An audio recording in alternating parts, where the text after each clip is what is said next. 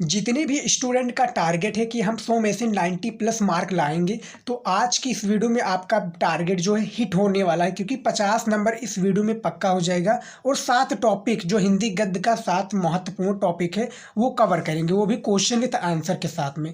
तो देखिए कौन कौन से टॉपिक है। पहले आपका आ जाता है हिंदी महत्वपूर्ण बहुविकल्पीय प्रश्न, गद्य पद्य दोनों से लिया जाएगा।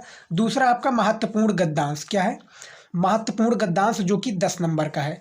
तीसरा आपका महत्वपूर्ण पद्यांश, ये भी आपका 10 नंबर का। चौथा है जीवन परिचय लेखक का, ये 5वां जीवन परिचय कवि का, ये भी आपका 5 नंबर का। 6 है आपका कहानी पंचलाइट अथवा बहादुर, चाहे जो आप कर दीजिए पंचलाइट अथवा बहादुर कहानी।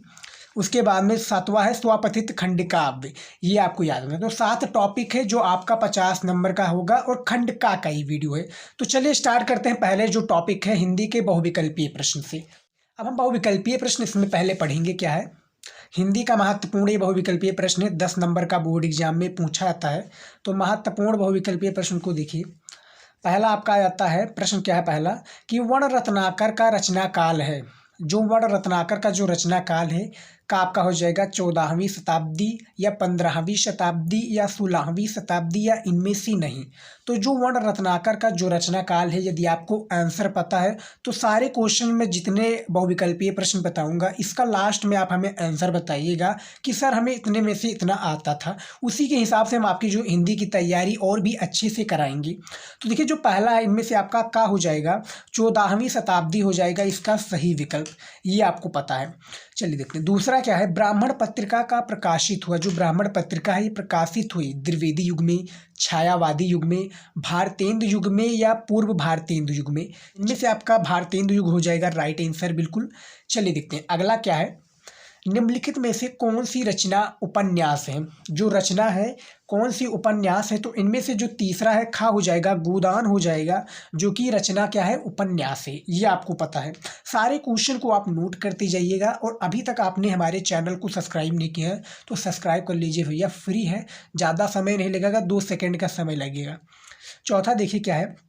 प्रसादोत्तर काल का नाटक है का आपका हो जाएगा लहरों का राजहंस, खा करुणालय, भारत जननी या जनमेजय का नागयज्ञ। तो जो प्रसादोत्तर का नाटक है लहरों का राजहंस इसके राइट आंसर हो जाएगा।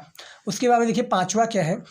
हिंदी कहानी एक नई दिशा की ओर मुड़ी, किस सन में मुड़ी ये आपको बताना है। जो हिंदी कहानी है बेसिकली जो एक नई दिशा की ओर उड़ी, ये इनमें से आपका सन 1935 में हो जाएगा। जो कि हिंदी एक कहानी जो नई दिशा की ओर मुड़ी 1935 में उड़ी, ये आपको याद रखना है। चलिए देखते हैं अगला प्रश्न क्या है। सारा प्रश्न इंपॉर्टेंट है और आपसे रिक्वेस्ट है इन सभी प्रश्नों को आप तैयार कर लीजिए। कॉपी पेन लेकर बैठ जाइए, पानी पी लीजिए। यदि आपने पानी पिया नहीं तो पी लीजिए, क्योंकि वीडियो जो है लंबा हो जाएगा। और वीडियो लंबा हो जाएगा 50 नंबर का, तो लंबा तो होगा ही, कंपलसरी है भैया। 50 नंबर पाना है तो मेहनत कीजिए। और जो सारे प्रश्न मैं बता रहा हूँ इसको नोट करते जाइए। उसके बाद में देखिए 6 नंबर प्रश्न क्या है कि चिंतामणि के रचनाकार हैं। जो चिंतामणि के रचनाकार हैं तो सभी को पता होगा, जो हाई स्कूल का पहला चैप्टर है हिंदी का मित्रता, जो उसके लेखक हैं क्या है आचार्य रामचंद्र शुक्ल। तो इनमें से भैया क्या हो जाएगा रामचंद्र शुक्ल हो जाएंगे चिंतामणि के रचनाकार, ये आपको याद रखना होगा यदि आपने हाई स्कूल में पढ़ा होगा। 7वां देखिए अंग्रेजी के स्केच का रूपांतरण है, क्या है जो अंग्रेजी के स्केच का रूपांतरण है, जीवनी है, भेंटवार्ता, रेखा चित्र, रिपोर्टाज। 7वां इनमें से आपका रेखा चित्र हो जाएगा बिल्कुल सही ऑप्शन। सारे ऑप्शन को आप कलेक्ट करते जाइएगा जितने आपको आते होंगे। जितना आता होगा तो हमें खुशी मिलती है यदि आप बताते हैं कि सर हमारे में से इतना सही गया, इस प्रश्न जो आपने बताया है हमारा इतना सही गया। तो इंपॉर्टेंट प्रश्न को ही हम इस वीडियो में इंक्लूड करते हैं। तो जो 8वां प्रश्न है कि निम्नलिखित में से कौन सी रचना जीवनी है, अतीत का चलचित्र है, चिंतामणि है या नीर का निर्माण, फिर या आवारा मसीहा। 8वां प्रश्न है तो इनमें से आवारा मसीहा हो जाएगा, जो कि क्या है जीवनी है, ये रचना जो है जीवनी है। 9वां नंबर प्रश्न है सरस्वती पत्रिका है, किस युग की पत्रिका है सरस्वती, ये बताना है आपको भैया। तो इनमें से द्विवेदी युग हो जाएगा, क्या है जो सरस्वती पत्रिका है द्विवेदी युग हो जाएगा। जो महावीर प्रसाद द्विवेदी जी हैं शायद उन्हीं की ये पत्रिका है। 10वां देखिए द्विवेदी युग की पत्रिका नहीं है, वहाँ पर आ गया था सरस्वती पत्रिका जो है द्विवेदी युग की है। अब यहाँ पर दूसरा कॉन्सेप्ट पूछ लिया गया है कि द्विवेदी युग की पत्रिका नहीं है। 4 विकल्प है, इनमें से यदि आपको आता है तो बताइएगा हमें कमेंट में। हिंदी प्रदीप हो जाएगा, क्या हो जाएगा, जो द्विवेदी युग की पत्रिका बेसिकली नहीं है, ये आपको याद रखना है। चलिए देखते हैं अगला, देखिए क्या है प्रश्न। सारे प्रश्न को आप नोट करते जाइए और इंपॉर्टेंट है हिंदी में, क्योंकि 10 नंबर से ही एग्जामिनर आपका जज कर लेता है कि कॉपी किस प्रकार से लिखी है, तो 10 नंबर वाला बिल्कुल भी नहीं छोड़ना है। 11 नंबर प्रश्न देखिए, आलोचक के रूप में उल्लेखनीय कार्य करने वाले लेखक हैं। जो आलोचक के रूप में जो उल्लेखनीय कार्य करने के जो वाले जो लेखक हैं, ये कौन है बताइए हमें। तो 11 का आपका डॉक्टर नागेंद्र हो जाएंगे, बिल्कुल सही ऑप्शन 11 नंबर प्रश्न का। अगला प्रश्न क्या है 12 नंबर, ये और वे किस विधा की रचना है। देखिए 12 नंबर प्रश्न है कि ये और वे किस विधा की रचना है, जीवनी है, कहानी है, संस्मरण है या उपन्यास है। तो जो 12 नंबर प्रश्न है भैया, इनमें से संस्मरण हो जाएगा सही विकल्प। 13 नंबर प्रश्न देखिए, मेरी जीवन यात्रा की विधा है, नाटक है, संस्मरण है, उपन्यास है, जीवनी है। 4 विकल्प इसी प्रकार से बोर्ड में भी दिए जाएंगे, सभी को पता होता है। तो 13 का आपका संस्मरण हो जाएगा, क्या हो जाएगा, जो मेरी जीवन यात्रा की विधा है, 13 का खा हो जाएगा। और 12 का आपका गा हो जाएगा संस्मरण, उसमें भी आपका जो है संस्मरण हो जाएगा, इसमें भी आपका।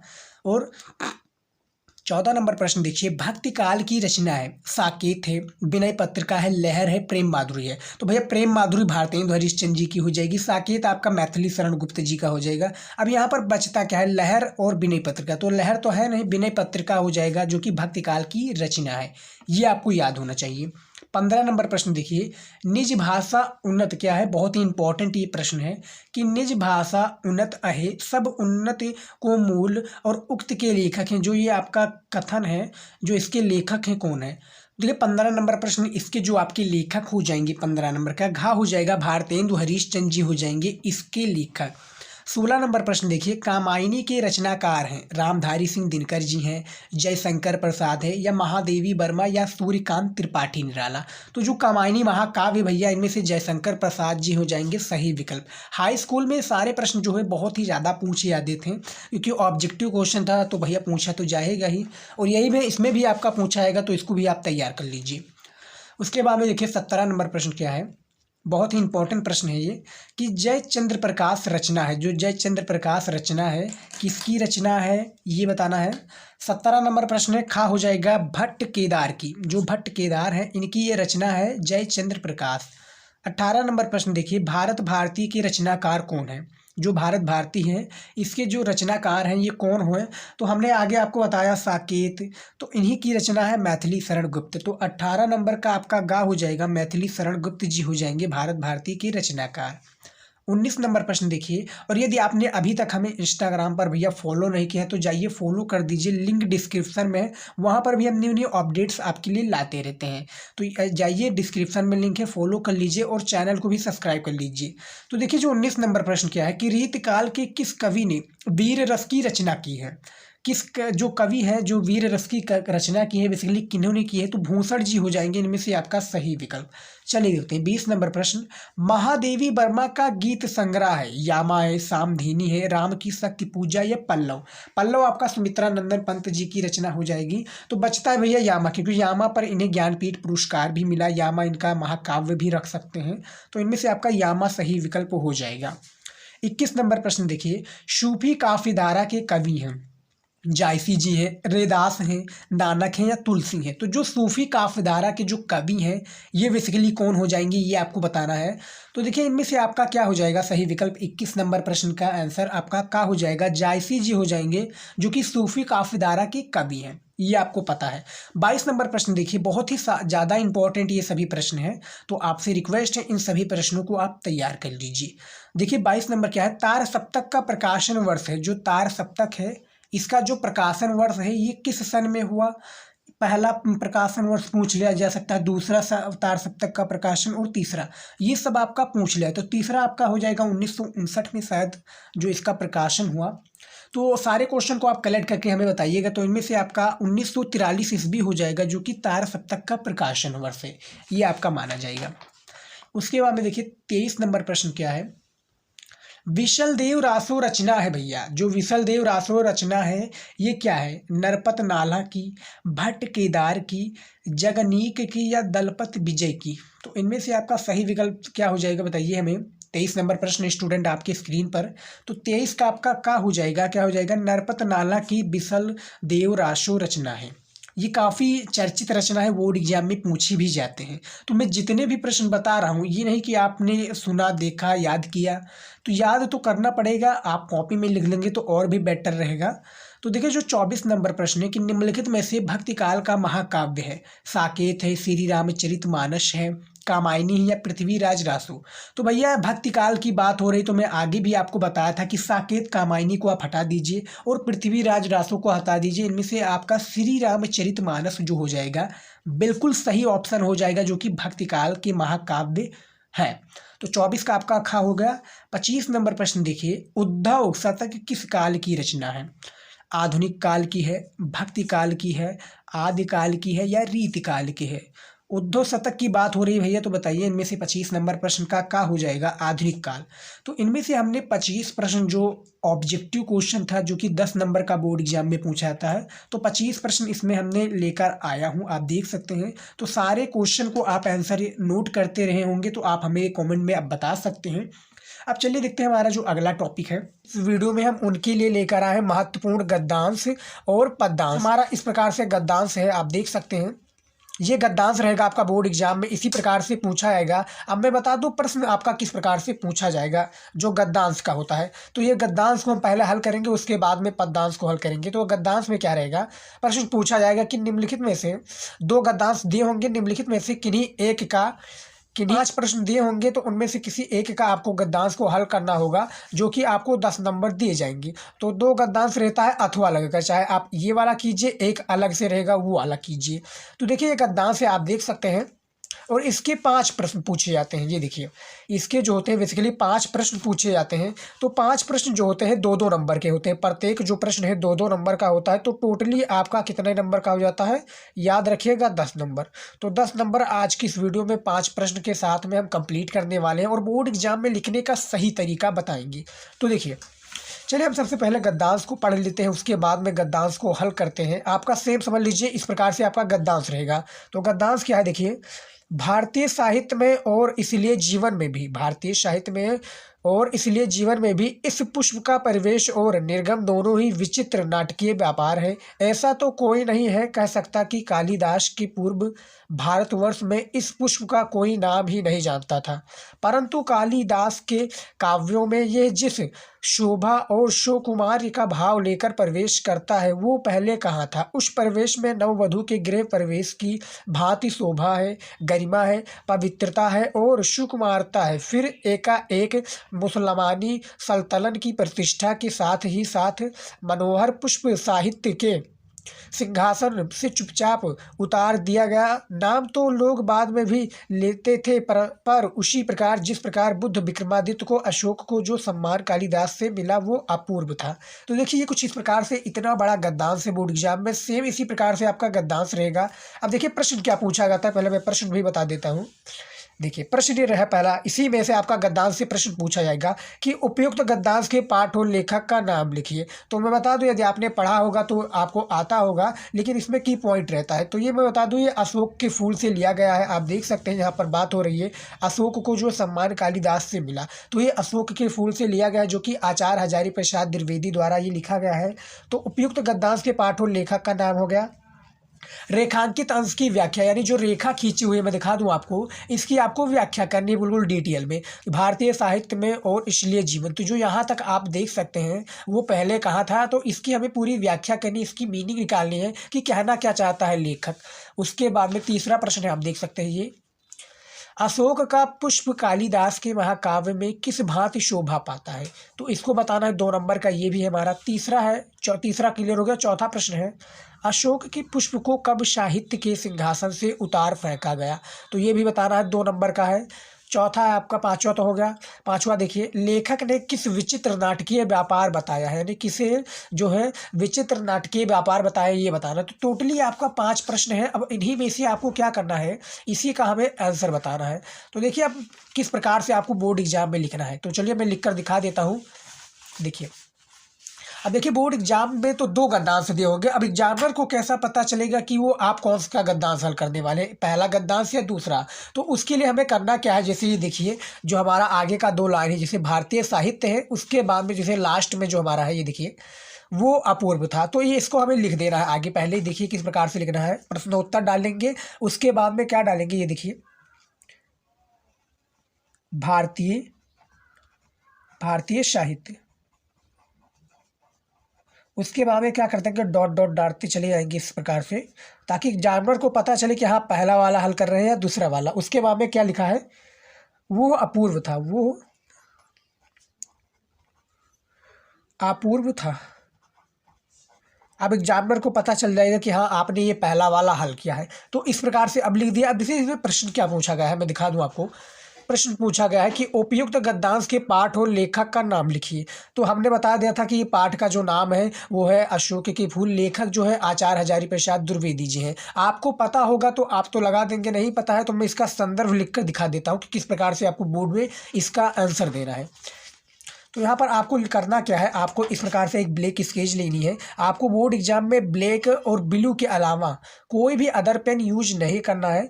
तो यहाँ पर आप इस प्रकार से लिखेंगे, उसके बाद में क्या लिख देंगे, संदर्भ लिखेंगे। क्योंकि जो पहला प्रश्न है हमारा कि उपयुक्त गद्यांश के पाठ और लेखक का नाम बताइए, तो संदर्भ इस प्रकार से हम लिख देंगे। ये देखिए संदर्भ लिखने के बाद में आपको क्या कर देना है, अंडरलाइन कर देना है। किससे, ब्लैक स्केच से आप अंडरलाइन कर दीजिए, ताकि दिखने में क्या है प्यारा लगे, अच्छा लगे, एग्जामिनर को भी समझ में आए। अब देखिए हमें जो इसमें पूछा गया था संदर्भ में, अब संदर्भ किस प्रकार से लिखेंगे कि चैप्टर का नाम ये है। आपको तो पता चल गया कि आचार्य हजारी प्रसाद द्विवेदी जी इन्हें लिखा है, चैप्टर का नाम अशोक फूल है। अब एग्जामिनर को कैसा पता चलेगा, उसके लिए आपको लिखना पड़ेगा। तो देखिए प्रस्तुत गद्य अवतरण हमारी पाठ्य पुस्तक, प्रस्तुत गद्य अवतरण, प्रस्तुत गद्य अवतरण हमारी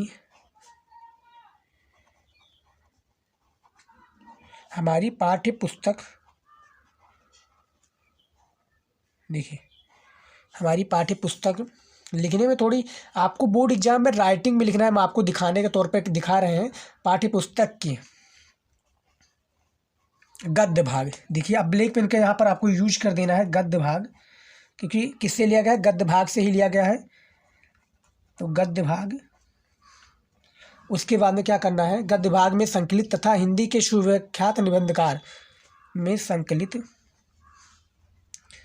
क्या लिखना है, संकलित तथा हिंदी के तथा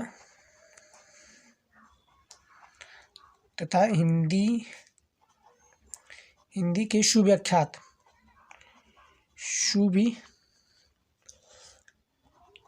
आपको बिल्कुल सही से लिखना है, मीनिंग में साथ में सुविख्यात निबंधकार कौन, आचार्य हजारी प्रसाद द्विवेदी जी, निबंधकार आचार्य हजारी प्रसाद द्विवेदी। अब यहाँ पर इस प्रकार से आपको लिखना है, आचार्य पूरा नाम लिखना है, ना कि हजारी प्रसाद, पूरा आपको नाम लिखना है, आचार्य हजारी प्रसाद द्विवेदी। अब इसको आप अंडरलाइन कर दीजिए, यानी अंदर कर लीजिए इसका ब्रैकेट में। देखिए आचार्य हजारी प्रसाद द्विवेदी हो गए। उसके बाद में द्वारा लिखित, क्या है, द्वारा लिखित अशोक के फूल, द्वारा लिखित अशोक के फूल। अब यहाँ पर इस प्रकार से आपको लिख देना है चैप्टर का जो नाम है, तो वो अशोक के फूल। अब इसको भी आप अंडर कर दीजिए। नामक ललित निबंध से अवतरित है, नामक ललित निबंध से क्या है, अवतरित है, अवतरित है। अब आप देख सकते हैं हमने संदर्भ लिख दिया है। किस प्रकार से संदर्भ लिखना, बिल्कुल आसान तरीका है संदर्भ लिखने का। इसी प्रकार से आपको बोर्ड एग्जाम में भी लिखना है। देखिए जो पहला हमारा प्रश्न था कि उपयुक्त गद्यांश के पाठ और लेखक का नाम लिखिए, तो उपयुक्त गद्यांश के हमने पाठ और लेखक का नाम लिख दिया है। संदर्भ आपको सेम इसी प्रकार से बोर्ड एग्जाम में भी लिखना है। देखिए प्रस्तुत गद्य अवतरण हमारी पाठ्य पुस्तक के गद्य भाग में संकलित तथा हिंदी के सुविख्यात निबंधकार आचार्य हजारी प्रसाद द्विवेदी द्वारा लिखित अशोक के फूल नामक ललित निबंध से अवतरित है। तो पहला हमारा ये हो गया। इसी प्रकार से आपको क्या लिखना है, संदर्भ लिखना है। याद रखिएगा 2 नंबर आपको यहाँ पर मिल गए। उसके बाद में जो हमारा अगला प्रश्न है, अगला प्रश्न को भी देख लेते हैं। दूसरा प्रश्न है कि रेखांकित अंश की व्याख्या कीजिए। यानी आपको जो ये रेखा खींची हुई दिख रही है, ये यहाँ तक आप देख सकते हैं, यहाँ तक, यहाँ से स्टार्ट है भारतीय साहित्य में और इसलिए जीवन में भी इस पुष्प का परिवेश और निर्गम दोनों ही विचित्र नाटकीय व्यापार है। तो यहाँ से लेकर आपको वो पहले कहा था, यहाँ तक आपको क्या करनी है, इसकी व्याख्या करनी है, इसकी पूरी डिटेल में बतानी है। तो व्याख्या भी हमने किया हुआ है आपके लिए। ये देखिए कुछ इस प्रकार से आपको सेम इसी प्रकार से करना है। तो देखिए रेखांकित अंश की व्याख्या में क्या है, आचार्य हजारी प्रसाद, देखिए आपको सही से लिखना है, आचार्य हजारी प्रसाद द्विवेदी जी अशोक के फूल के बारे में बताते हुए कह रहे हैं कि भारतीय साहित्यिक वाङ्मय और भारतीय जीवन में आपको याद रखना है, जो आप जब लिखे हैं रेखांकित अंश की व्याख्या, तो यहाँ पर आपको ये ध्यान में रखना है, क्योंकि लेखक भी आप कह सकते हैं या आचार्य हजारी प्रसाद द्विवेदी भी कह सकते हैं, कि लेखक के द्वारा अशोक के फूल के बारे में बताते हुए ये कह रहा है, उसके आगे जो व्याख्या में किताब में दिया हो उसके आधार पर आप व्याख्या करते चले जाइए, जो रेखा खींची हुई, कि भारतीय साहित्य वाङ्मय और भारतीय जीवन में अशोक के फूल का परिवेश और फिर विलुप्त हो जाना विचित्र नाटकीय स्थिति के सादृश्य है। कालिदास ने अपने काव्य में इस पुष्प को सर्वाधिक महत्व प्रदान किया। यानी जो कालिदास जी हैं, जो अशोक के फूल है, सर्वाधिक इसको महत्व प्रदान किया है। कालिदास के काव्य में ये पुष्प जिस सुंदरता और सुकुमारता के साथ वर्णित होता है, वैसा उनके पूर्ववर्ती किसी कवि के काव्य में नहीं होता। तो अशोक के फूल के बारे में जो रेखांकित अंश की व्याख्या थी कुछ इस प्रकार से थी, आपको सेम इसी प्रकार से करनी है, याद रखिएगा। अब चलिए ये देखते हैं तीसरा जो हमारा प्रश्न है। तीसरा प्रश्न क्या कह रहा है, देखिए 2 प्रश्न हमने क्लियर कर लिया, 4 नंबर आपका कंफर्म है। तीसरा प्रश्न है, अशोक का पुष्प कालिदास के महाकाव्य में किस भांति शोभा पाता है। तो इसका भी आंसर बहुत ही छोटा में है, सटीक आंसर देना है, याद रखिएगा स्टूडेंट, क्योंकि बहुत ही ज़्यादा महत्वपूर्ण है। तो देखिए इसका आंसर भी हमने दे दिया है, ये देखिए तीसरा का, अशोक का पुष्प कालिदास के महाकाव्य, बहुत ही छोटा में रहता है। अशोक का पुष्प कालिदास के महाकाव्य में नववधू के गृह परिवेश की भांति शोभा पाता है। तो ये भी हमारा क्लियर हो गया। तीसरा जो आपका चौथा प्रश्न है, तीसरा भी क्लियर हो गया। अशोक के पुष्प को कब साहित्य के सिंहासन से उतार फेंका गया। तो इसका भी आप देख सकते हैं, ये उसका उत्तर भी आप देख सकते हैं किस प्रकार से है। अशोक का पुष्प मुसलमानी सल्तनत की, देखिए अशोक का पुष्प मुसलमानी सल्तनत की प्रतिष्ठा के साथ साथ ही साहित्य के सिंहासन से, देखिए साहित्य के सिंहासन से चुपचाप उतार फेंका गया, जो कि सिंहासन से उतार फेंका गया, चुपचाप उतार फेंका गया, जो कि इसे मुसलमानी सल्तनत की प्रतिष्ठा के साथ साथ ही। उसके बाद में 5वां जो प्रश्न है इसका, जो हमारा गद्यांश है अशोक के फूल का, आचार्य हजारी प्रसाद द्विवेदी द्वारा लिखित, ये है। देखिए लेखक ने किसे विचित्र नाटकीय व्यापार बताया है। यानी जो लेखक है आचार्य हजारी प्रसाद द्विवेदी जी ने किसे विचित्र नाटकीय व्यापार बताया है। तो इसका भी प्रश्न आप देख सकते हैं, ये देखिए प्रश्न का उत्तर। लेखक ने भारतीय साहित्य और भारतीय जीवन में अशोक के पुष्प के परिवेश और निर्गम को विचित्र नाटकीय व्यापार बताया है। क्या है, निर्गम को जो है विचित्र नाटकीय व्यापार बताया है। तो 5वां प्रश्न भी ये हो गया। अब हमारा आ गया है पद्यांश को हल करने का तरीका। हमने गद्यांश के जो हमारा अगला था वो हमारा गद्यांश था कि गद्यांश किस प्रकार से हल करें। अब बोर्ड एग्जाम में अब हमारा आ जाता है पद्यांश को कैसे हल करें जो 10 नंबर प्राप्त करें। तो गद्यांश पद्यांश का 10 नंबर का बोर्ड एग्जाम में पूछा था, बेसिकली जो क्लास 12 हिंदी के छात्र हैं उनके लिए। तो इस प्रकार से आपको हल करना है महत्वपूर्ण गद्यांश और पद्यांश को। तो पद्यांश को किस प्रकार से हल करिए, देखिए कुछ इस प्रकार से आपका पद्यांश दिया होगा बोर्ड एग्जाम में, जो इस प्रकार से आपका पद्यांश दिया जाता है। उसके बाद में क्या होता है, 2 पद्यांश दिए जाएंगे, इसमें भी आपको अथवा लगकर, चाहे आप नीचे वाला कीजिए 1 नंबर या दूसरा नंबर, तो टोटली आपका 2 पद्यांश दिया होगा। चलिए मैं पद्यांश को पढ़कर बता देता हूँ, उसके बाद में हम आपको आगे लिखने का तरीका बताता हूँ कि किस प्रकार से आप बोर्ड एग्जाम में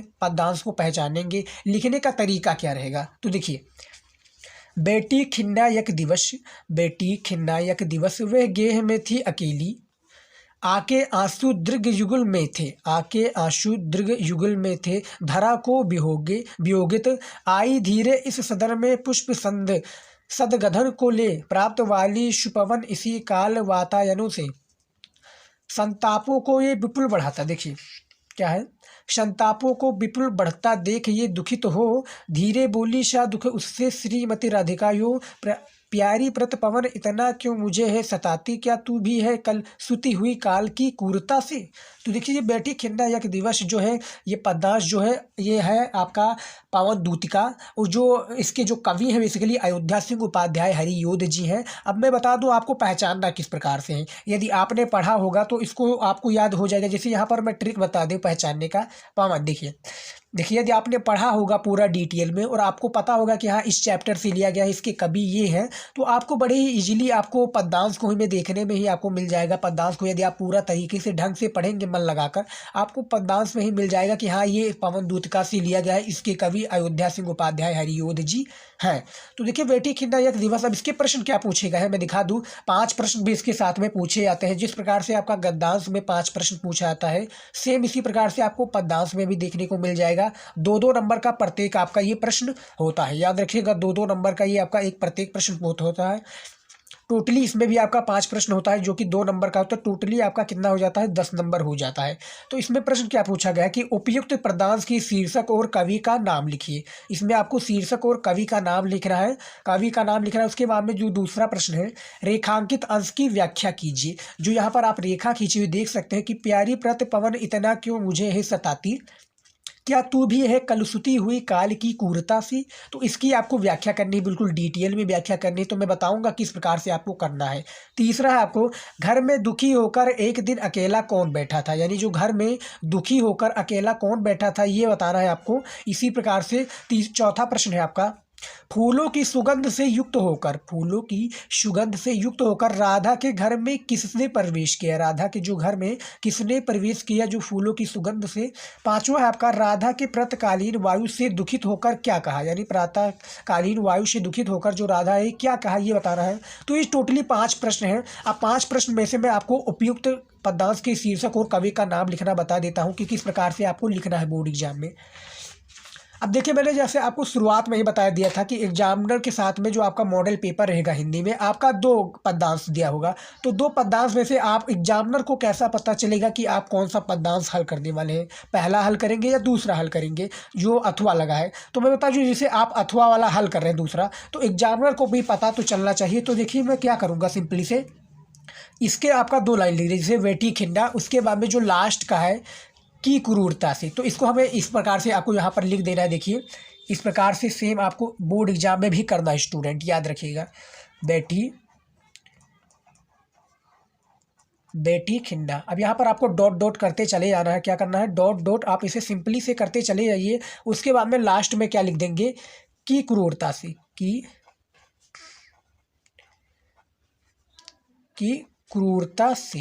अब एग्जामिनर को पता चल जाएगा कि हाँ आपने अथवा जो लगा है उसको आपने हल किया है। नहीं तो आप पहला हल करें हैं तो आपको एग्जामिनर को जो है पता चल जाएगा कि आपने जो है पवन दूतिका को हल किया है, जो कि पवन दूतिका द्वारा ये लिखी है। तो इसी प्रकार से आपको करना है। अब देखिए यहाँ पर पूछा गया क्या गया था कि उपयुक्त पद्यांश की शीर्षक और कवि का नाम लिखिए। तो पहला हमारा ये प्रश्न था। अब आपको करना कुछ नहीं है, आपको ये ब्लैक स्केच लेनी है। ब्लैक और ब्लू के अलावा कोई भी अदर पेन आपको बोर्ड एग्जाम में नहीं करना है। तो जैसे आप पहला वाला हल कर रहे हैं, तो अब एग्जामिनर को पहला वाला हल करने के लिए आपको संदर्भ लिखना पड़ेगा। तो संदर्भ किस प्रकार से लिखेंगे, देखिए यहाँ पर इस प्रकार से आप डाल लीजिए संदर्भ। उसके बाद में नीचे आप ब्लैक स्केच से अंडरलाइन कर दीजिए, या नहीं तो पेन से आप अंडरलाइन कर दीजिए ताकि दिखने में जो है प्यारा लगे, अच्छा लगे। तो संदर्भ लिखने के लिए अब हमें करना क्या है, ये देखिए अब यहाँ पर संदर्भ हम लिखना स्टार्ट कर देते हैं। सेम इसी प्रकार से आपको बोर्ड एग्जाम में भी लिखना है, याद रखिएगा स्टूडेंट। तो देखिए प्रस्तुत पद्य महाकवि, प्रस्तुत पद्य महाकवि, प्रस्तुत पद्य महाकवि अयोध्या सिंह उपाध्याय हरियोध। अब ये भी लिखना है आपको, अयोध्या सिंह उपाध्याय, अयोध्या सिंह उपाध्याय। आपको बिल्कुल देख देख कर लिखना है बोर्ड एग्जाम में, अयोध्या सिंह उपाध्याय हरियोध। आपको घर पर ही इसको सॉल्व करने की कोशिश करना। मैं जिस प्रकार से आपको बता रहा हूँ, यदि आप घर पर भी सॉल्व करेंगे तो आपको काफ़ी आसानी होगी बोर्ड एग्जाम में जो है पेपर को यानी गद्यांश को हल करने में। तो द्वारा रचित, अब देखिए द्वारा रचित प्रिय प्रवास, क्या करना है, द्वारा रचित प्रिय प्रवास, प्रिय प्रवास। उसके बाद में देखिए किस प्रकार से हमने लिखा है, देखिए प्रस्तुत पद्य महाकवि अयोध्या सिंह उपाध्याय हरियोध द्वारा प्रिय प्रवास से हमारी पाठ्य पुस्तक के, देखिए से हमारी पाठ्य पुस्तक, देखिए हमारी पाठ्य पुस्तक, आपको इसी प्रकार से भी लिखना है, बिल्कुल देख सकते हैं, पाठ्य पुस्तक के काव्य भाग में संकलित, के काव्य, वो था गद्य भाग, ये था काव्य भाग, काव्य भाग में संकलित, में संकलित क्या है, काव्य भाग में संकलित पवन दूतिका शीर्षक, देखिए पवन दूतिका जिसे हमने बताया था आपको कि अयोध्या सिंह उपाध्याय द्वारा जो लिखा है ये पवन दूतिका चैप्टर से लिया गया है। पवन दूतिका शीर्षक काव्यांश से उद्धृत है, शीर्षक काव्यांश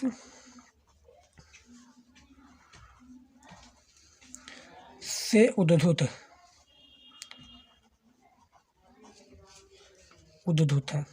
आप देख सकते हैं हमने संदर्भ को लिख दिया है, किस प्रकार से लिखा आप देख सकते हैं। संदर्भ जो हमारा पहला प्रश्न था कि देखिए पहला प्रश्न क्या था कि उपयुक्त पद्यांश के शीर्षक और कवि का नाम लिखिए, तो ये हमने कुछ इस प्रकार से संदर्भ लिख दिया है कि प्रस्तुत पद्य महाकवि अयोध्या सिंह उपाध्याय हरियोध द्वारा रचित प्रिय प्रवास से हमारी पाठ्य पुस्तक के काव्य भाग में संकलित पवन दूतिका शीर्षक काव्यांश से उद्धृत है।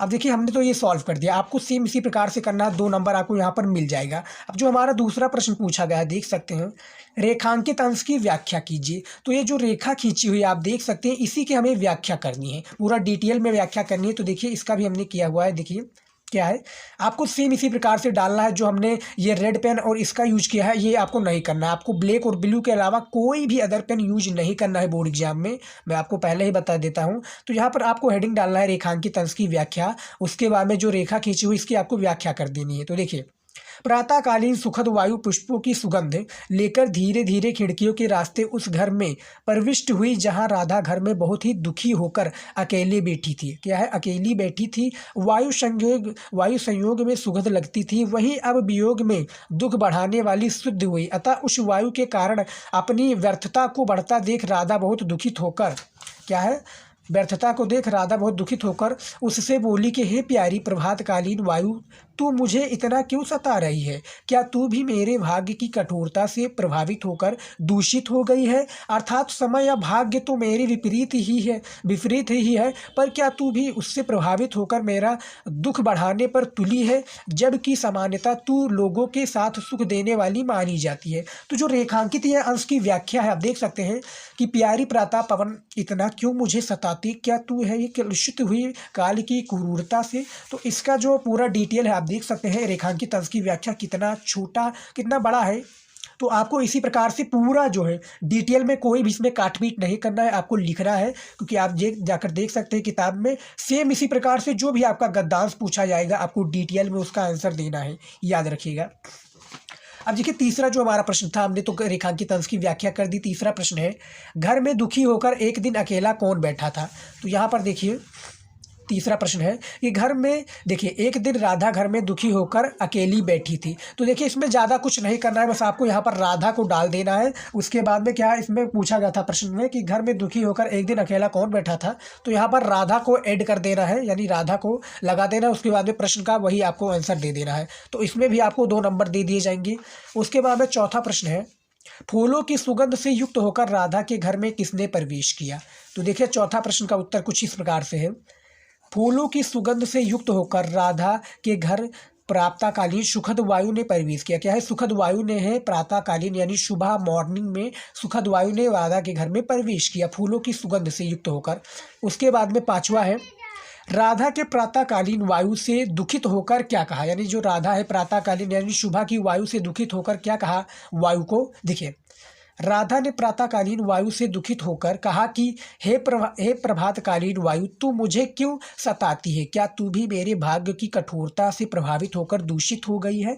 तो ये आपको देख सकते हैं किस प्रकार से है। जो हमने जो हमने रेखांकित अंश की व्याख्या की थी, इन तीनों प्रश्न का उत्तर आपको इसी में मिल जाएगा। आप जाकर देखेंगे तो इन तीनों प्रश्न का जो आंसर है इसी में मिल जाएगा। तो 6 नंबर तो आपका इसी तीनों प्रश्न में कंप्लीट हो गया, 2 नंबर आपका रेखांकित अंश में हो गया और 2 नंबर आपका जो है जो आपने संदर्भ लिखा था इसमें कंप्लीट हो चुका है। तो टोटली हमने गद्यांश को सॉल्व कर दिया। डॉक्टर वासुदेव शरण अग्रवाल का जीवन परिचय बोर्ड परीक्षा में कैसे लिखें और 5 नंबर को कैसे प्राप्त करें। तो देखिए, जीवन परिचय कुछ इस प्रकार से आपको डाल देना है, डॉक्टर वासुदेव शरण अग्रवाल। अब देखिए किस प्रकार से इनका जीवन परिचय।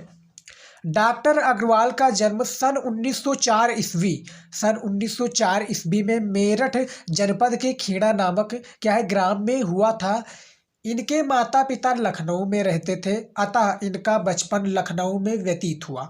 यही इनका प्रारंभिक शिक्षा भी हुई। डॉक्टर अग्रवाल ने पाली, संस्कृत एवं अंग्रेजी भाषाओं, भारतीय संस्कृति और पुरातत्व के गहन अध्ययन करके उच्च कोटि के विद्वान के रूप में प्रसिद्धि प्राप्ति की, यानी प्रसिद्धि क्या है प्राप्ति की। केंद्रीय सरकार के पुरातत्व विभाग में क्या है संचालक पद तथा दिल्ली के राष्ट्रीय संग्रहालय में अध्यक्ष तथा आचार्य पद पर भी कार्य किया। अब देखिए, हमने आपको शुरुआत में आपने देखा होगा, गौर किया होगा कि हमने ये ब्लैक पेन से क्यों किया है। तो काफ़ी स्टूडेंट तो समझ गए होंगे जो ब्रिलियंट स्टूडेंट होंगे, लेकिन जो कमजोर छात्र हैं मैं बता दूं आपको बोर्ड एग्जाम में भी इसी प्रकार से लिखना है। याद रखिएगा, प्रश्नोत्तर डालेंगे, उसके बाद में क्या डालना है, जो हमने ये डिजाइन बनाई है आपको बिल्कुल भी नहीं बोर्ड एग्जाम में करनी है। आपको ब्लैक और ब्लू के अलावा कोई भी अदर पेन यूज नहीं करना। मैं हर वीडियो में यही बताता हूं कि काफ़ी स्टूडेंट समझ नहीं पाते हैं। तो डॉक्टर वासुदेव शरण अग्रवाल का प्रश्नोत्तर डालेंगे। ये आई थिंक प्रश्नोत्तर नंबर 4 पर आपका आता है। ये तो आप डालेंगे प्रश्नोत्तर नंबर 4 या 5 डालेंगे। उसके बाद में क्या करेंगे, डाल देंगे डॉक्टर वासुदेव शरण अग्रवाल। जीवन परिचय आपको इसी प्रकार से डालना है जो हमने ये रेड पेन से किया है। आपको वहाँ पर ब्लैक स्केच इसे कर देना है, खींच देना है पाई, ताकि दिखने में क्या अच्छा लगे। आप देख सकते हैं किस प्रकार से बहुत ही प्यारा लग रहा है।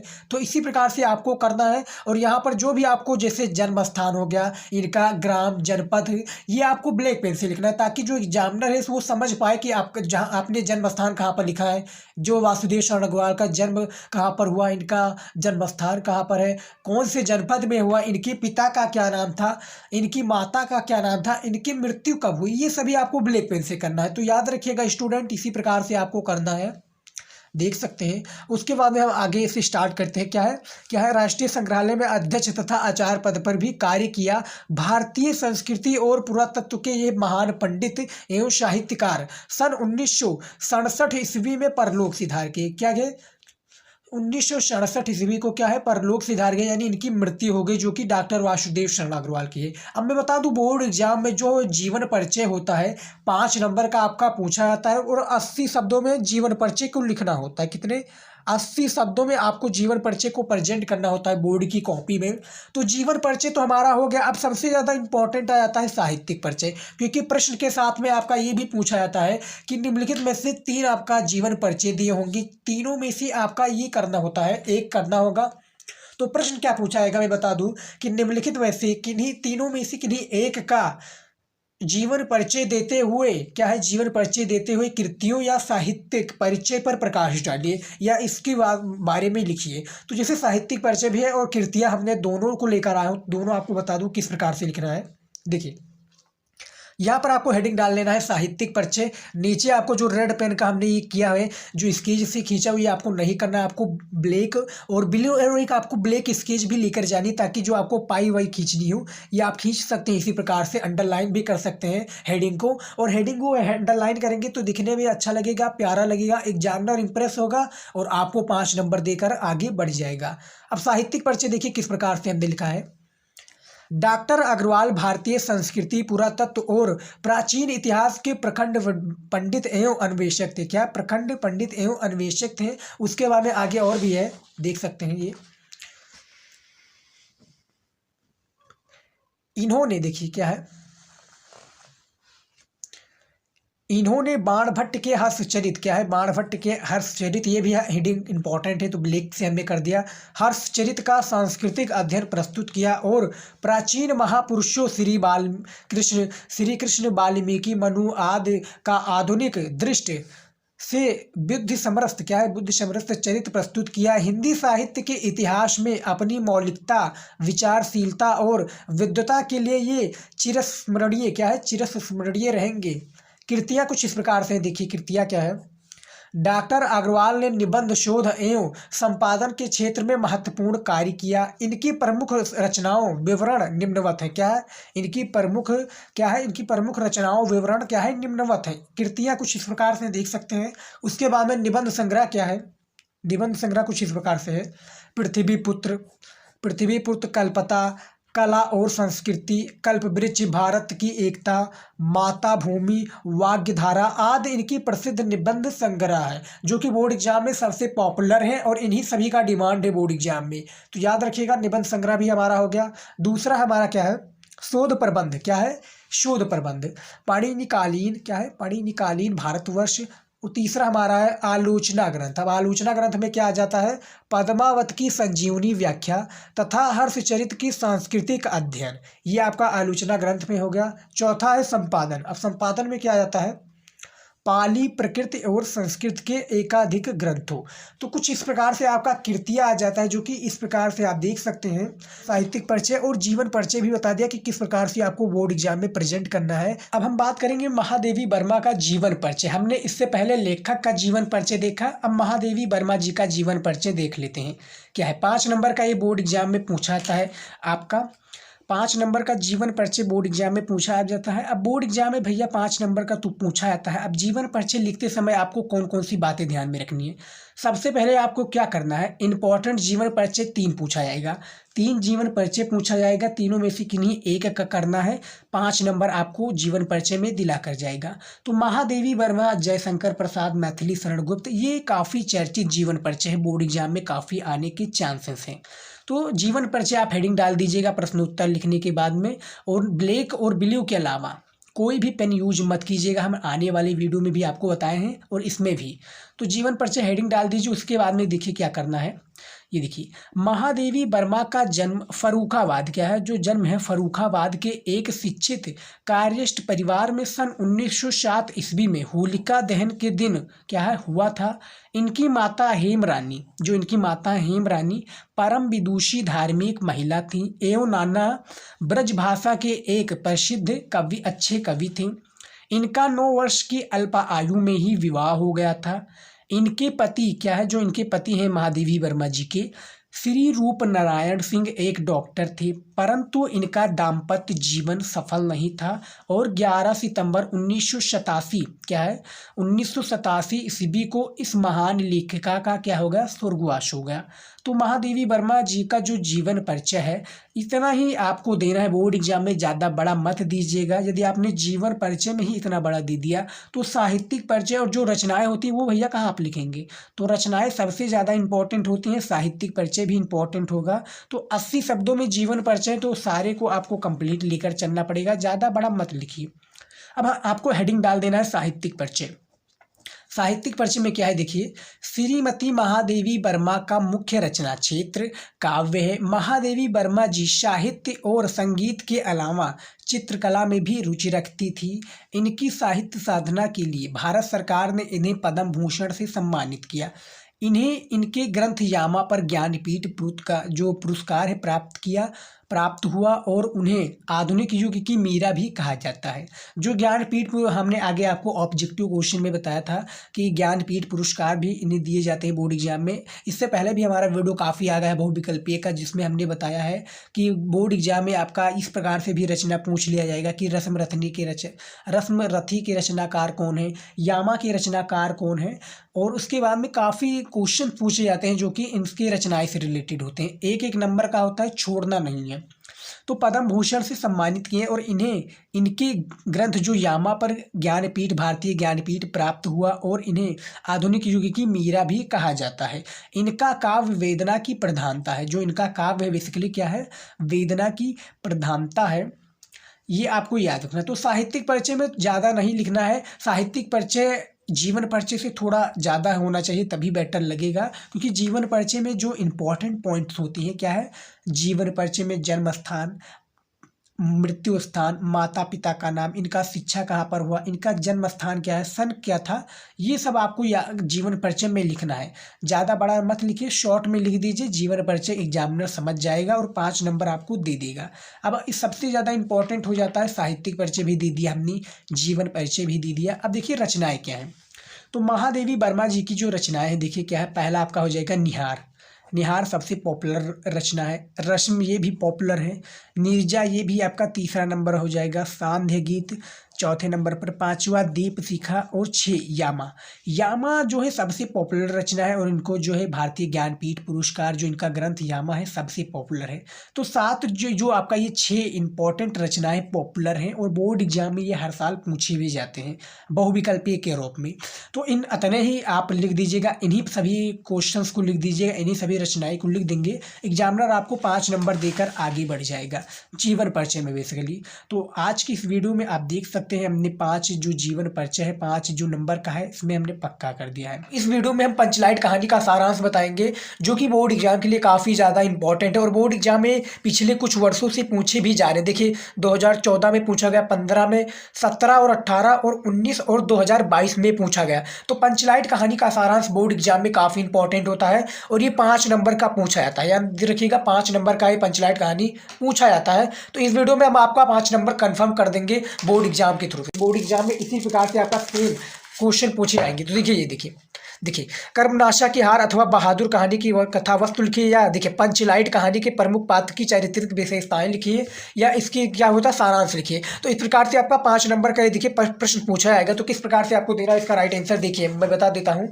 पंचलाइट कहानी का सारांश दोस्तों याद रखिएगा कौन है। इनमें जो पंचलाइट कहानी का सारांश 3 ही लोग हैं, याद रखिएगा। पहले आपके हो जाएंगे, पहले कौन सा हो जाएगा, गोधन हो जाएगा। दूसरा आपका मुंडरी हो जाएगा और तीसरा क्या हो जाएगा दोस्तों, तीसरा आपका मैं बता दूं, तीसरा जो हो जाएगा मुनरी, उसके बाद में उसकी माँ गुलरी, यानी 3 हो जाएंगे, मुनरी, गुलरी और गोधन। ये कहानी के 3 मुख्य पात्र हैं जो बोर्ड एग्जाम में पूछे जाते हैं। तो चलिए पंचलाइट कहानी का हम सारांश बताते हैं। इस प्रकार से आपको लिखना है 5 नंबर के लिए। देखिए किस प्रकार से आपको पढ़ना, पहले पढ़ लीजिए, समझ लीजिए, तभी आपको बोर्ड एग्जाम में इसका पेपर देना है। तो देखिए पंचलाइट रेणु जी की आंचलिक कहानी है। कौन, पंचलाइट जो है रेणु जी की आंचलिक कहानी है।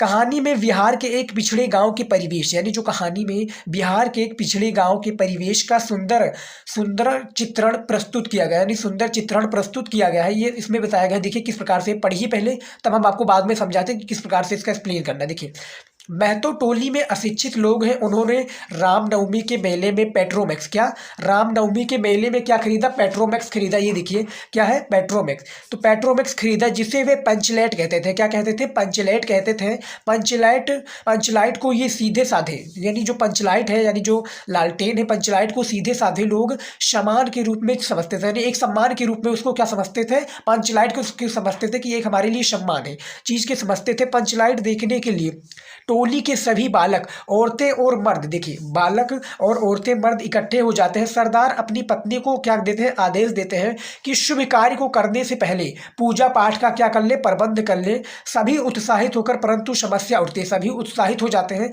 लेकिन परंतु क्या होती है, समस्या उठती है कि पंचलाइट को जलाएगा कौन, यानी जो पंचलाइट खरीद लाए मेले से, लेकिन उसको जलाएगा कौन, क्योंकि सीधे साधे लोग जो है वो जलाना नहीं जानते। तो जलाएगा कौन, सीधे साधे लोग पेट्रोमैक्स को जलाना भी नहीं जानते। तो सीधे साधे लोग पंचलाइट को जलाना नहीं जानते। देखिए इस टोली में गोधन नाम का एक युवक है, यानी गोधन नाम का एक लड़का या युवक कह लीजिए, युवक है। वो गांव की मुन्नी नामक एक युवती से क्या करता है, प्रेम करता था, प्रेम करता है या प्रेम करता था। तो देखिए इसमें पंचलाइट कहानी होगा। अब देखिए अगला, देखिए हमारा किस प्रकार से है।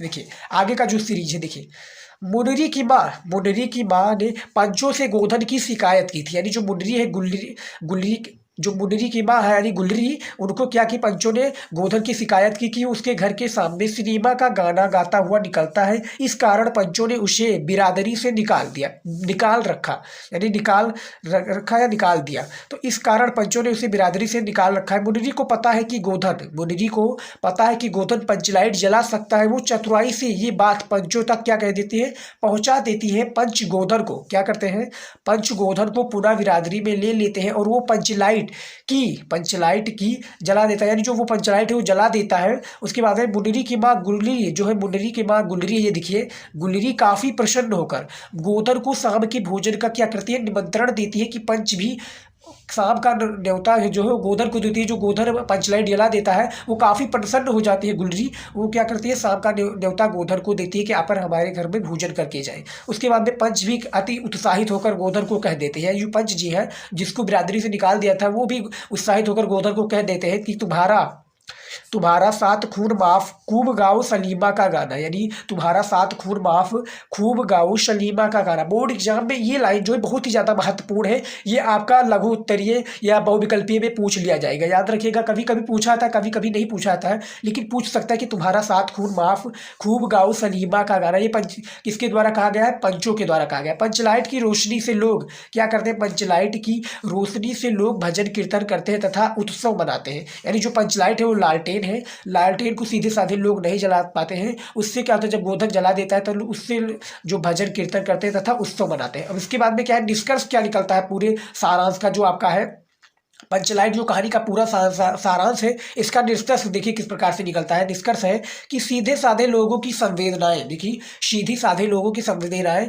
वाणी देने में रेणु जी की समर्थ रहे। यानी जो सीधे साधे लोग इसकी संवेदनाओं की वाणी देने में रेणु जी समर्थ रहे हैं। इस कहानी में आंचलिक जीवन की सजीव झांकी प्रस्तुत की है। आंचलिक जीवन की क्या है, सजीव झांकी क्या की गई है, प्रस्तुत की गई है। आंचलिक कहानी की सजीव झांकी प्रस्तुत की गई, ये बताया जाता है। तो सीधे साधे लोग जो संवेदनाओं को वाणी देने में रेणु जी की समर्थ रहे इस कहानी में। अब उसके बाद में निष्कर्ष में आप किस प्रकार से और लिख सकते हैं, इसमें क्या ऐड कर सकते हैं, इस प्रकार से आप लिख दें कि आवश्यकता बड़े बड़े दिग्गज लोग थे उनको भी झुका देती है आवश्यकता। तो आवश्यकता किसका था, गोधन था। गोधन को बिरादरी से निकाल दिया गया था जो कि पंचों के द्वारा था। लेकिन आवश्यकता पड़ने पर, यानी जो लालटेन जलाने, जो पंचलाइट है उसको जलाने पर गोधन को फिर वापस ले लिया। तो आवश्यकता बड़े से बड़े लोगों को झुका सकती है। तो याद रखिएगा आप किस प्रकार से गोधन का, हम देखिए किस प्रकार से हम समझेंगे पंचलाइट कहानी का सारा सब हम असली समझेंगे। देखिए हमने तो इसको समझा दिया, आपको इस प्रकार से लिखना है बोर्ड एग्जाम में, क्योंकि 5 नंबर दिए जाते हैं। 80 शब्दों में इसकी शब्द सीमा होती है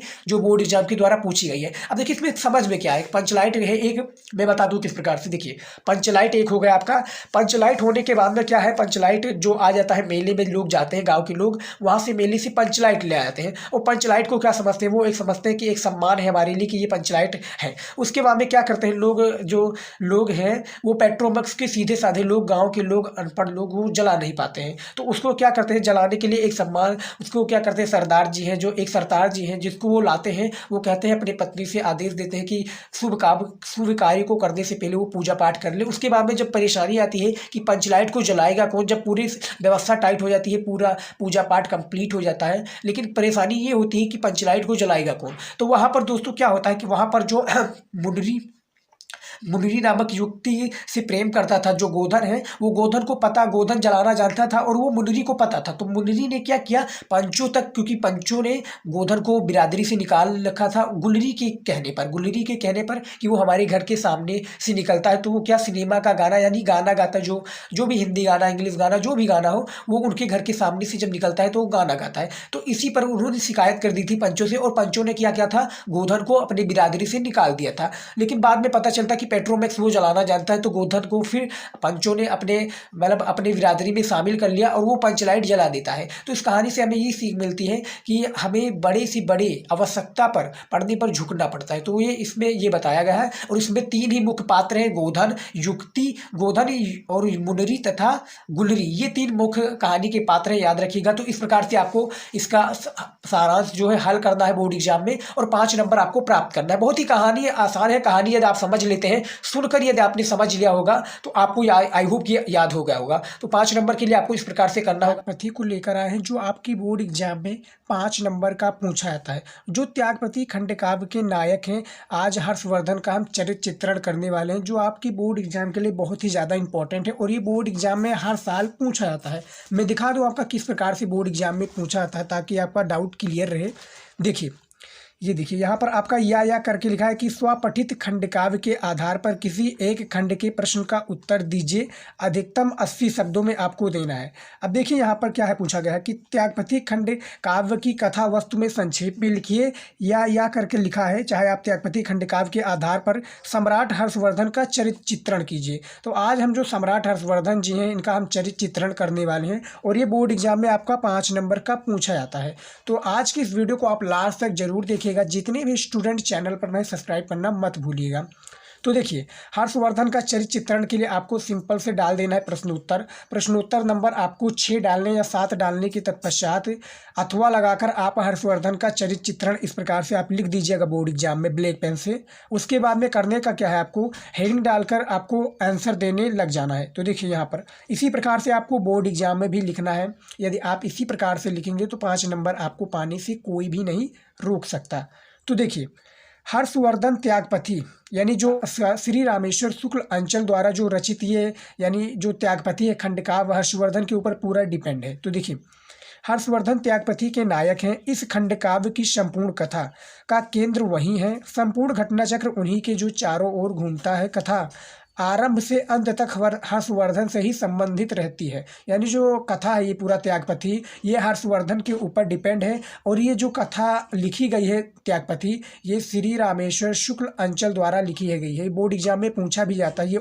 तो चलिए देखते हैं, इनका चरित्र चित्रण करते हैं कि ये किस प्रकार के थे। देखिए, पहला आपका हेडिंग डालना है इसी स्क्रीन पर, इसी प्रकार से आपको हेडिंग डालना है बोर्ड एग्जाम में भी। तो यहाँ पर हेडिंग डाल लेना है महान त्यागी। क्या है, महान त्यागी। डालने के तत्पश्चात करना क्या है, नीचे आप ब्लैक स्केच से अंडरलाइन कर दीजिएगा। देख सकते हैं कि अंडरलाइन हमने किया, कितना अच्छा लग रहा है। आप भी अच्छा कर दीजिएगा इसी प्रकार से नीचे स्केल की सहायता से। तो देखिए, महान त्यागी कौन है, हर्षवर्धन महान त्यागी एवं आत्म संयमी है। आत्म संयम एवं सर्वस्व त्याग करने के कारण ही कवि ने उन्हें क्या है, त्यागपति के नाम से पुकारा है। कौन कवि है, श्री रामेश्वर शुक्ल जो अंचल है। हर्षवर्धन का चरित्र चित्रण किया जो हर्षवर्धन जी है, महान त्यागी हैं। कौन है, महान त्यागी हैं। और ये कवि ने उन्हें त्यागपति के नाम से पुकारा है। तो पहला ये हो गया महान त्यागी। दूसरा आपका हो जाता है, यानी कि पॉइंट के थ्रू आपको लिखना है, यानी पॉइंट जो है आपको हेडिंग डालकर लिखना है ताकि दिखने में भी अच्छा लगे और एग्जामिनर जो है 5 नंबर दे सके। तो आप अपने शब्दों में भी प्रेजेंट कर सकते हैं। यदि आप इस कहानी को पूरा पढ़ लेते हैं, कथा को, तो आप अपने शब्दों में भी प्रेजेंट कर सकते हैं। 80 शब्दों में इसका बोर्ड एग्जाम में आपको देना होता है, जो ये खंडकाव्य का है। तो दूसरा जो है आपका आदर्श पुत्र एवं भाई, आपको हेडिंग डाल देना है ब्लैक पेन से इसी प्रकार से, आदर्श पुत्र एवं भाई। अब देखिए, इस खंडकाव्य में हर्षवर्धन एक आदर्श पुत्र एवं आदर्श भाई के रूप में पाठकों के समक्ष आते हैं। पिता के स्वस्थ न होने तथा माता द्वारा आत्मदाह, यानी पिता के स्वस्थ न होने तथा माता द्वारा आत्मदाह करने की बात सुनकर वे भाव विह्वल हो जाते हैं। वे अपनी माता से कहते हैं, क्या है, वो अपनी माता से कहते हैं, देखिए, मुझ मंद पुण्य को छोड़ना माँ भी जाओ और छोड़ो विचारिए मुझे चरणों में लिपटाओ। तो ये कुछ आपको हेडिंग ब्लैक पेन से डाल देना ताकि दिखने में भी अच्छा लगे। जो ये पॉइंट है ये भी आपको लिख देना है, क्योंकि एग्जामिनर यही सब पॉइंट देखता है। और यदि आप लिख देंगे तो दिखने में भी अच्छा लगेगा और पढ़ने में भी। तो आप देख सकते हैं आदर्श पुत्र एवं भाई कौन है, हर्षवर्धन है। इसी प्रकार से आपको अपने अनुसार आप सुनकर भी हमारी बातों को आप लिख सकते हैं बोर्ड एग्जाम में। बस आपको पॉइंट याद रखना है कि कौन कौन से पॉइंट हैं। अब चलिए देख लेते हैं अगला जो है, इसमें आप हमने इसमें सिर्फ 5 को ही लेकर आए, 5 पॉइंट को जो आप लिख देंगे एग्जामिनर आपको 5 नंबर दे देगा। देखिए, तीसरा जो पॉइंट है क्या है, देश प्रेमी। अब देश प्रेमी क्या है, जो हर्षवर्धन जी हैं देश प्रेमी भी हैं। तो देखिए, हर्षवर्धन सच्चे देश प्रेमी हैं। उन्होंने छोटे राज्यों को एक साथ मिलाकर विशाल राज्य की स्थापना की। देश सेवा ही उनका जीवन का व्रत है। जो हर्षवर्धन जी हैं ये सच्चे देश प्रेमी हैं, यानी देश के लिए कुछ भी कुर्बान कर सकते हैं। उन्होंने छोटे राज्यों को एक साथ जो है मिलाकर बड़े बड़े राज्यों की क्या है, स्थापना की। और सेवा जो उनकी देश की सेवा है वो उनके लिए एक जीवन का व्रत है, इन्होंने ऐसा कहा है। इनकी जो हर्षवर्धन का चरित्र चित्रण कर रहे हैं तो उनके बारे में पूरा आपको इसी प्रकार से लिखना है। चौथा आपका है कर्तव्यनिष्ठ एवं दृढ़ निश्चयी। क्या है, कर्तव्यनिष्ठ एवं दृढ़ निश्चयी में क्या है, देखिए, सम्राट हर्ष ने आजीवन अपने कर्तव्य का पालन किया। प्रारंभ में इच्छा ना होते हुए भी अपने भाई के कहने पर राज्य संभाला और प्रत्येक संकटपन्न स्थिति में अपने कर्तव्य को निभाया। अब देखिए, जो इनके भाई पर कहने पर इन्होंने राज्य को संभाला और इच्छा ना होने के तत्पश्चात, यानी इनकी इच्छा नहीं थी राज्य को संभालने की हर्षवर्धन जी की, लेकिन इच्छा संभाला और राज्य का कार्यभार भी संभाला। हर संकट पर इन्होंने अपना मत दिया है, यानी संकट को टाला है, संकट को मिटाया है, स्थिति में अपने कर्तव्य को निभाया है। उसके बाद में 5वां हमारा आ जाता है जो कि पॉइंट है अजय योद्धा, यानी अजय हैं ये अजय योद्धा है। यहाँ पर आगे आप मत पढ़ लीजिएगा, ये अजय योद्धा कहलाता है। तो 5 पॉइंट है, देखिए क्या है इसमें। आपको थोड़ा थोड़ा लिखना है, ज़्यादा नहीं लिखना, क्योंकि 80 शब्दों में पूछा गया है। आप 20 से 25 शब्दों में भी एक एक पॉइंट में लिख देंगे तो भी हो जाएगा आपका कंप्लीट। तो देखिए, हर्षवर्धन एक अजय योद्धा हैं। विद्रोही उनके तेज बल के आगे ठहर नहीं पाते, कोई भी राजा उन्हें पराजित नहीं कर सका। उनकी वीरता एवं कुशल शासन का ही परिणाम था। क्या जो उनकी वीरता एवं कुशल शासन का ही परिणाम था। उसके बाद में क्या है, लाइन में क्या है, आपको ये भी लाइन लिखनी है कि उठा पाया ना सिर कोई परवंचक। यहाँ तक आप लिख दीजिएगा कि उठा ना पाया कोई सिर परवंचक।